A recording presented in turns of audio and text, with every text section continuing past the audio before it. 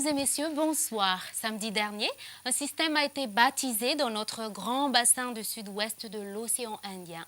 Après Ava, Bergita, nous avons Sébil, un cyclone tropical intense. En fait, ce qui est remarquable avec Sébil, c'est son intensification explosive. En seulement 36 heures, il est passé du stade de perturbation tropicale au stade de cyclone tropical intense. Heureusement, il se trouve très loin de Madagascar.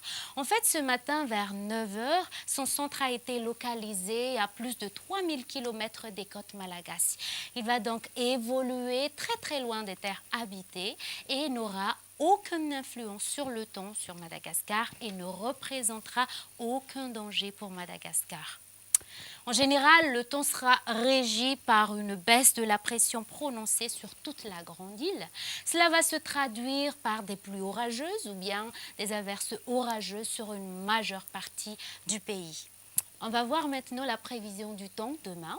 Dans la matinée, nous aurons des averses sur Nuspé-Sambiran, sur les régions de Vatva-Fitfnani, Atsimotsnanan et Anous.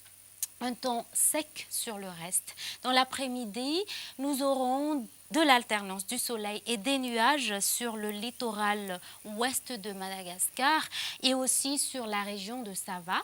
Et de la pluie orageuse apparaîtront sur une grande partie de la grande île.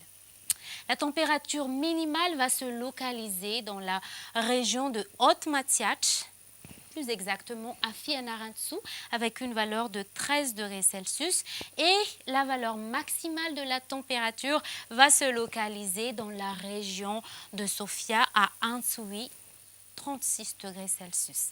Si vous voulez voyager dans les quelques grandes villes extérieures suivantes, nous aurons de la pluie sur Paris, Comores, Johannesburg, Seychelles, alternance du soleil et des nuages à Milan, Nairobi, Bangkok, Maurice et un temps ensoleillé sur La Réunion. Ainsi s'achève notre bulletin. Je vous souhaite une agréable semaine. À la prochaine. Au revoir.